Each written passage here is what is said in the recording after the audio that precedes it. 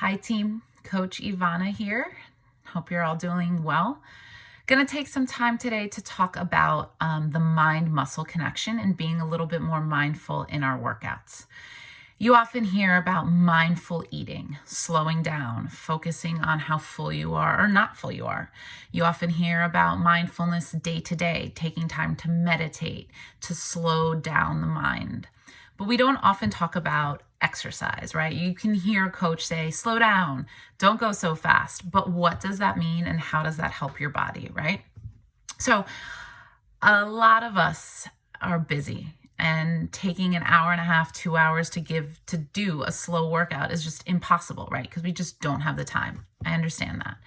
A lot of us also just don't want to be working out. That's the honest truth. We feel like we have to. We're doing the workout, but we want to get it over with as quickly as possible because we don't like it. Another thing is that a lot of us don't really know what the benefits of mindful exercise are and how it can improve our overall strength in the long run, right? So to keep a very complicated process as simple as possible, every time you move a muscle, your brain sends a message to that muscle. The first time you do it, it's not very strong. The second time you do it, maybe a little bit stronger.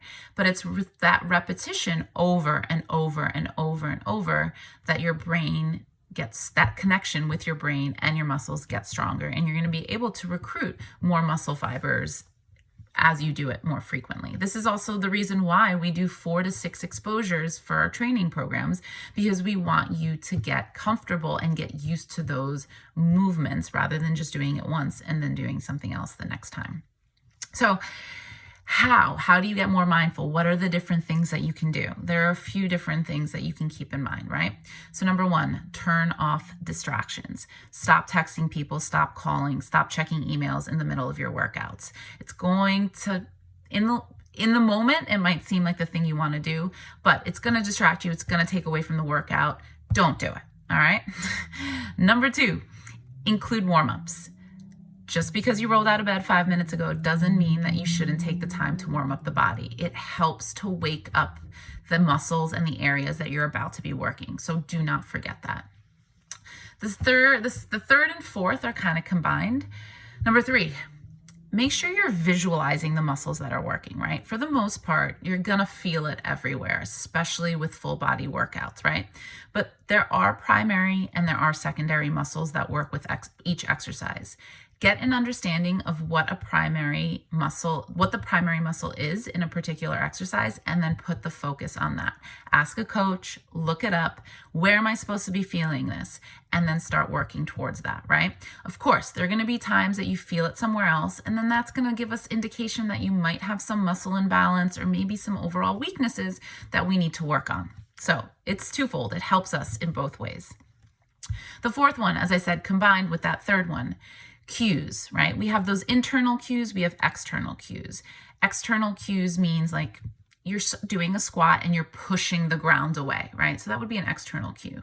Versus an internal cue is something you're more thinking about contraction. So for example, when you're doing a crunch, you're thinking about that abdominal contraction as well as your spine flexion at the same time. So you're visualizing what muscles are working inside, and that's the important one that you really need to focus with this particular mindfulness technique. The last thing here is to slow down, right? Increasing that time under attention. Coach Alicia recently taught us about eccentric movements. Focus on the eccentric, right? Maybe your squat, 3 seconds down, keeping time under tension. This is a way that you're going to help recruit more muscle fibers by sending those messages from the brain, right?